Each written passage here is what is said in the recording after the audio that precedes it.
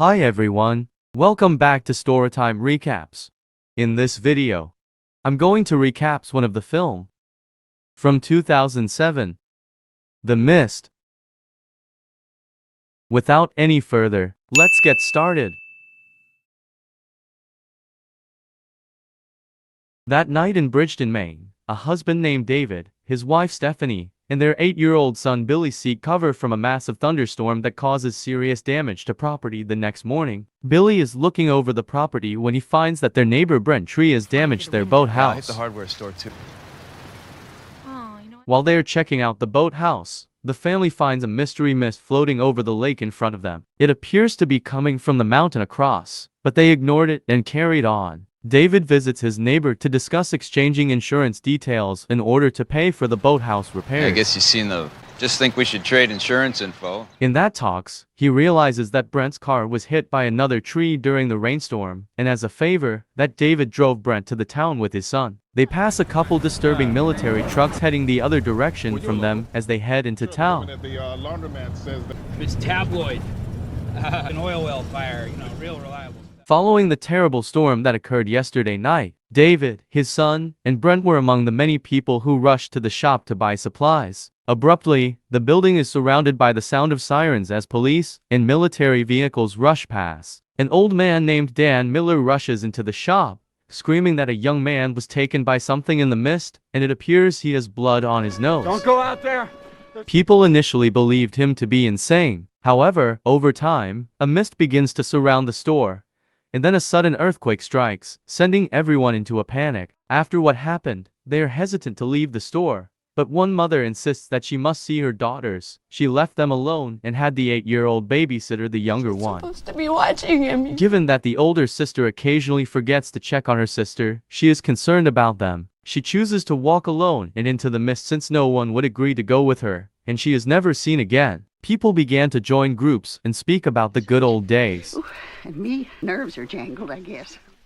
Trying to cool down himself while looking for blankets for his son, store manager Ollie Weeks urged David to seek for them in the logging dock. As soon as he approaches the dock from the back door, he chooses to turn off the emergency generator after seeing it producing a lot of smoke. Suddenly, David hears an odd noise that sounds like something is pressing against the garage door from behind it. When he went back inside to report the noise, the local men didn't believe him, but instead chose to open the door to fix the generator. He then got into a heated argument with the locals, telling them it's unsafe outside. This infuriated one of the guys, who accused David of being an arrogant and ignorant person. Lost their sense of proportion. But I'm gonna solve it. Ready, kid? Let's rock. The bagger lad, Norm, ignores David's advice in an attempt to show courage by opening the garage door, but is caught right away by a creature covered in tentacles that snatches him by the leg. The boy died as a result of David and Ollie's failure to free him from the monster's hold. Before sealing the door, the others just about forced the creature away and used an axe to chop off one of its tentacles. While debating whether or not to inform everyone else the truth, they came to the realization that the store is not as safe as they believed. When customers were informed of what happened in the logging dock, their views did not change. They would not believe it and would instead laugh it off as a horrible joke. Always people do is just... From the look of it, the tentacles are coming out of the beer. However, after showing them with evidence in the shape of a tentacle, they succeeded in cutting off. Following the store owner's confirmation of a threat, David and Ollie instructed customers to block the storefront windows. Yeah, just keep it. When Mrs. Carpenter, a religious fanatic, starts lecturing about an upcoming Armageddon and how God is punishing them on this judgment day, the kids in the store are terrified. Disturbed by her arrogance, Amanda Dunfree, a teacher, steps in by slapping Mrs. Carmody to silence her. Because they don't believe that there are any monsters, a group of skeptics led by Brett Norton decide to leave the store in the hopes of finding rescue outdoors. That it's ourselves is to seek...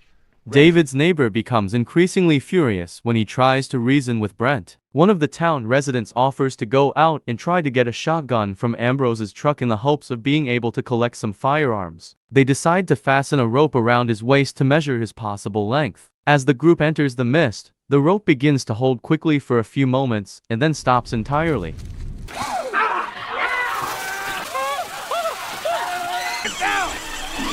Fear and silence descended upon the room as David began to slowly retract the rope, bracing himself for the worst. Blood began to appear on the opposite side of the rope at that moment, showing just the biker's lower body at the very end. The entire store let out a cry of panic, covering the kids' eyes from the horror they had just experienced. Now that they've seen evidence, the public is beginning to take the threat seriously. With an effort to frighten the creatures away, some individuals have lit up the storefront with lights.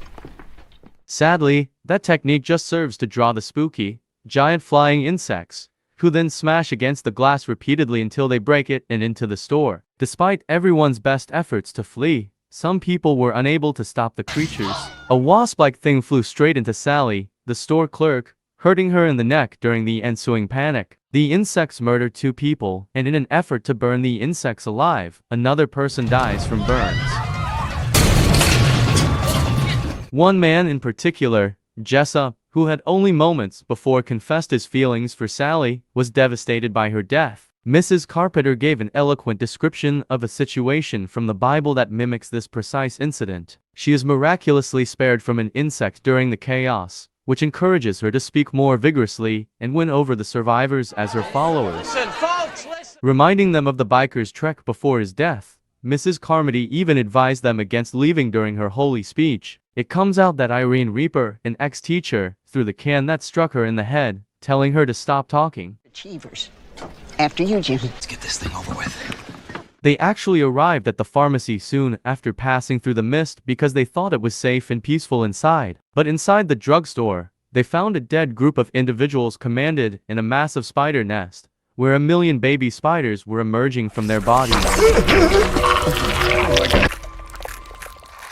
They get attacked by the giant spiders who killed 2 men, using their burning web to skin and wound their prey in an attempt to retreat. In front of the exit door, Dan confronts another spider, which he brutally stabs with a stick. Fortunately, the others in the gang manage to return inside the store to safety.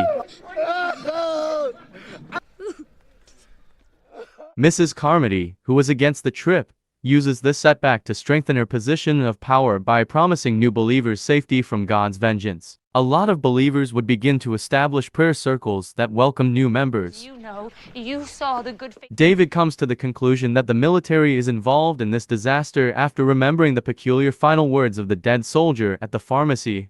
"I'm sorry." Looking for the other soldiers trapped in the supply room, they discover that 2 of them killed themselves, most likely due to feelings of guilt. They swore they'd do it. When they meet the 3rd soldier, Jessup disclosed that a government initiative to find more dimensions was taking place at the facility and that it's possible that scientists created a portal into a dimension where the beasts approaching on the town are held.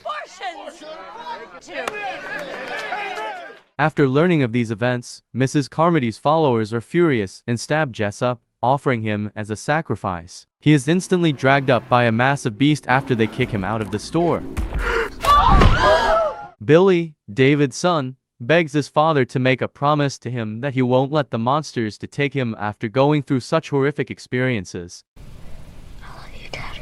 The following morning, David and his group Amanda, Dan Miller, Ollie, Bud, Irene, and his son Billy get ready to leave the store in order to escape the insane group that has taken it. As they approach the front door while everyone is still asleep, they are greeted by Mrs. Carmody, who declares herself to be God's representative and gives a message on how God must be appeased by a blood sacrifice, depicting him as a monster. Sinners. She asks that Billy be offered as the next sacrifice, and David was prepared to battle her during the commotion to keep his kid safe. However, Ollie guns her down first in her rage of insanity.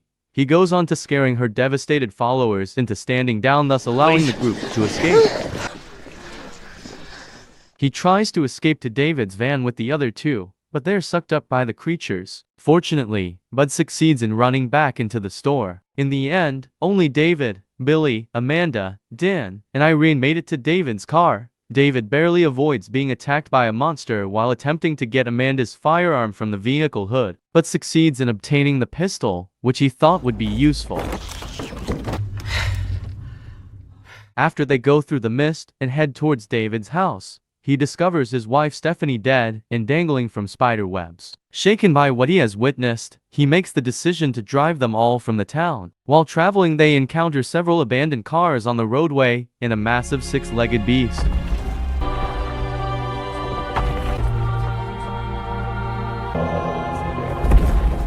They eventually run out of gas after hours of driving, and there's nothing they can do to escape the mist and the horrible noises getting closer to their car. With a sad expression, David takes out Amanda's revolver and suggests that they should end their own lives rather than suffer a terrible fate. As he counts the remaining bullets and learns they are short by one, he decides to spare everyone else the suffering and be the one to survive and kill them. Just before he shoots his kid first, Billy wakes up with a pistol to his head and a shot goes off. For better or worse, his wish to avoid being snatched by the monsters had come true. David uses the last 3 shots to shoot the other 3 survivors before get out of the car, screaming as the beasts grab him.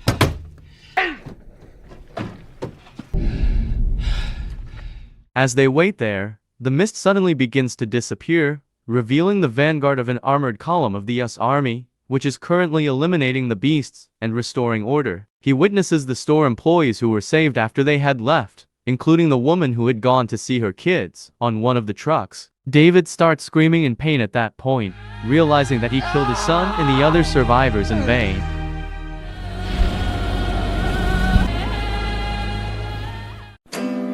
Thanks for watching, and remember to turn on your notifications to watch more movie recaps like this one.